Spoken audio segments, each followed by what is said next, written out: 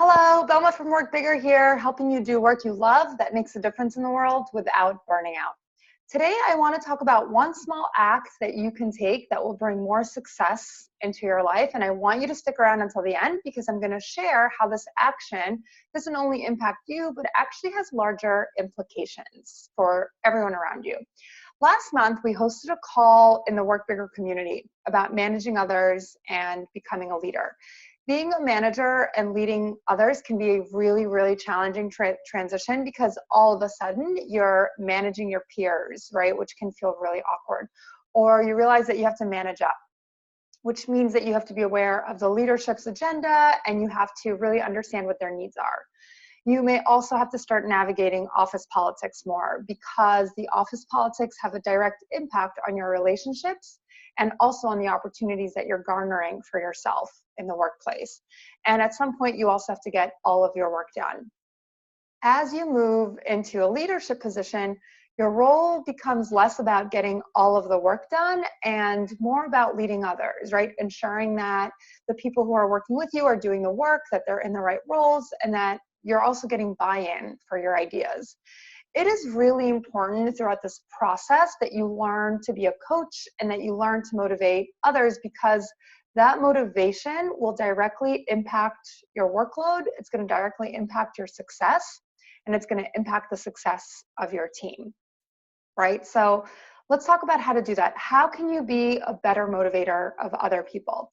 The first step is really to acknowledge them and to give them specific positive feedback. And this sounds really simple, but this is often overlooked because we're so busy in the workplace, right? And managers are often dealing with burnout and exhaustion, and they're dealing with their own fears and emotional triggers that when it comes to, giving that positive feedback, it's just something that's overlooked, but can make a huge difference.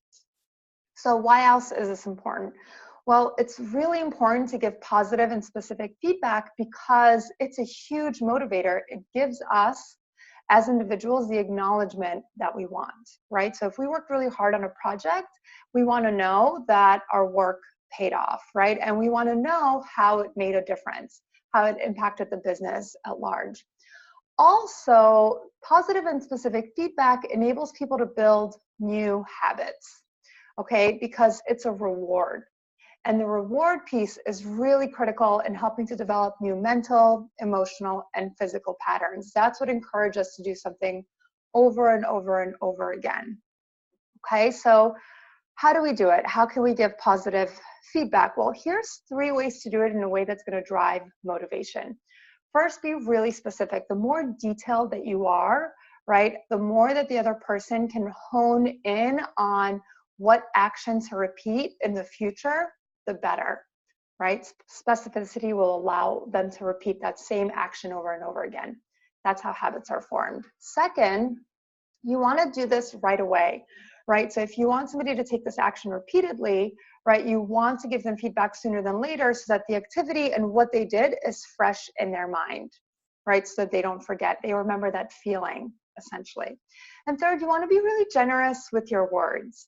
Meaning share it in a way that's going to make them feel really good and don't hold back about that, right? Don't be afraid to go above and beyond with your words. So for example, if a coworker did a great job putting a presentation together, right, share specifically what was great about it. You can say something like, I know things have been really crazy lately. I noticed that you were working late to finish up the presentation, and I noticed that you triple checked all of the data. And as a result, you painted a really accurate picture of what's happening in the business. And as we were able to handle all the questions for management in a really succinct way, and I really appreciate all the effort and the care that you put into the work this week to make sure our team succeeds. So you're being specific and you're also showing them how they had a larger impact on the project. And that will make them feel really good. It's going to make them want to do it again and again. It's going to build a new habit. And ultimately, it's going to ease your workload. So I promise you, if you can do this, not only is it going to be motivating others to create more success for you and your team, but you're also going to be contributing to building a healthier workplace because we each play a role in that. Now, with that, I'd love to hear from you. We had such a great discussion a few days ago in the Work Bigger community about the ups and downs of managing others and really what does it mean to be a manager, what does it mean to be a leader. And it was really powerful. Some amazing questions came in, and I'd love to give you all the opportunity to share more questions and really just, to bring up here, what is something that you're struggling with as a leader and as a manager in the workplace? I'd love to hear from you, and if you share a question, I can give you some coaching around it, because just some amazing things came from the community discussion last week. Okay, well, that's it for this week. I'm looking forward to hearing from you and to reading your questions. And as always, if you know someone who can benefit from this video, please forward it to them. I would love for more people to have access to these insights. And that's it for now. I'll see you next week. All right, bye, Work Bigger.